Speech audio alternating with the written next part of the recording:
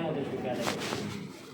অথচ আল্লাহ রাব্বুল আলামিন বলছেন সুম্মা লা তুসআলুন্না ইয়াওমাইযিন আনিন নাঈম, তোমাদেরকে অবশ্যই নিয়ামতের ব্যাপারে তোমাদেরকে জিজ্ঞাসা করা হবে।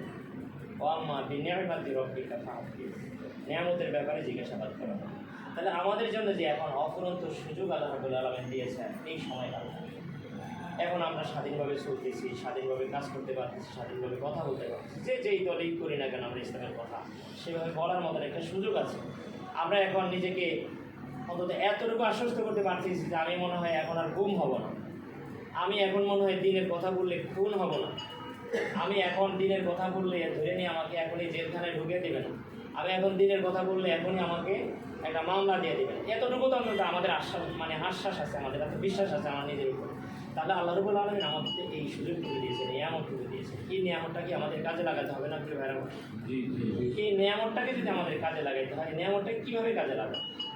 আল্লাহ রাসূল সাল্লাল্লাহু আলাইহি ওয়াসাল্লাম বলেছেন বাল্লিগু আন্নি ওয়ালাউ আয়া, তোমাদের কাছে যদি একটা নিদর্শনও থাকে, একটা আলো থাকে, সেটা তোমরা বাল্লিগু, তোমরা ঘুষিয়ে দাও।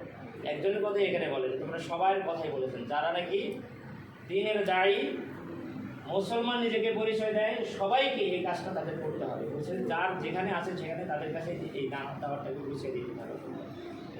কী দাওয়াতটা বুঝতে হবে? এখনকার সময়কালের জন্য আমাদের যে নিয়ামত, এই নিয়ামতটাকে কাজে লাগানো, সেই নিয়ামতটা কাজে লাগানো মানেই হলো নিয়ামতটাকে কাজে লাগিয়ে আল্লাহর জমিন, আল্লাহর দিন প্রতিষ্ঠা করতে হবে, যেটা বলছেন আকিম। আমরা জানি যে আকিম শব্দ বলে সলাৎকে যেমন ফরজ করা হয়েছে, ঠিক তেমনিভাবে আকিম দিন বলে দিনকেও কী করা হয়েছে?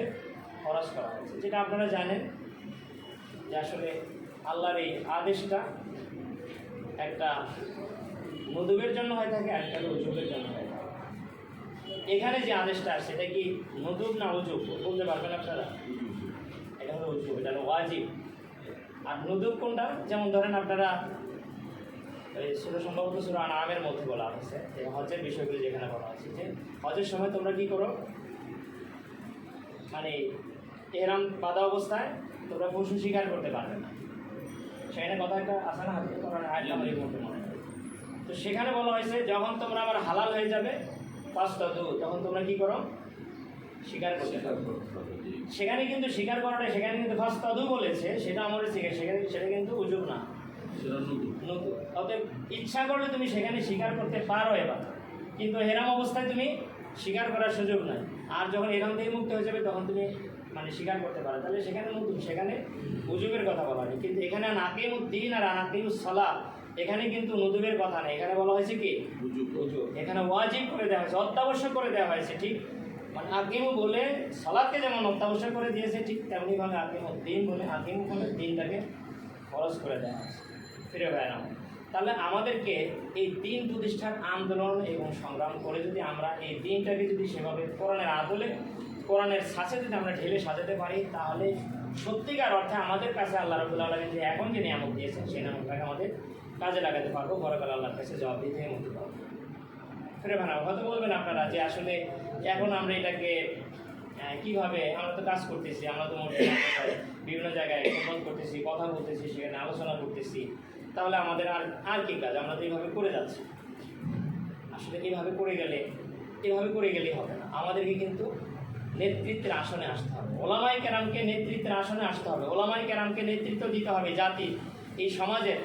আপনারা যারা ইমাম আছেন, ম্যাক্সিমামই ইমাম শুনেছি হয়তো বিভিন্ন ইয়ের হোক, মানে ফ্ল্যাটের হোক অথবা মসজিদের হোক, খানকার হোক, যে কোনো জায়গার অনেকে আমরা ইতিমধ্যে শুনেছি যেটা ইমাম অথবা খতিব। তাহলে আমাদের যে দায়িত্ব, ইমাম মানে হলো নেতা। সুতরাং ইমাম মানে এখন এরকম না যে যেমন আমাদেরকে এখন খলিফা বলা যায়, আল্লাহ রাব্বুল আলামিন বলেছেন ইনি জাইলুন ফিল আরদি খলিফা। কারণ সাধারণ মানুষগুলো যদি মনে করে যে খলিফা মানে হলো যে কাজ যারা করে এরা হলো খলিফা, বিষয়টা কীরকম? এখন আমরা ইমাম হিসাবে মনে করতেছি, আমরা ইমাম মানে আসলে শুধু মসজিদ করে আমাদের কাজ এইটুকু। আসলে ইমাম তো আল্লাহ রাব্বুল আলামিন, আল্লাহ রাসূল সাল্লাল্লাহু আলাইহি ওয়াসাল্লাম এই কথা বুঝাইতে চান না যে ইমাম মানে তারা এই কাজটা করবে। কারণ আমরা যদি খলিফাকে দর্জির মতন সেই জায়গায় নিয়ে গিয়ে ইমামদেরকে যদি আজকে আমরা ওই অবস্থায় রেখে দিই, তাহলে তো হবে না। অতএব এই ইমামদেরকে সত্যিকার অর্থে যেখানে নেতৃত্ব দেওয়ার কথা সেই জায়গায় আমাদের আসতে হবে।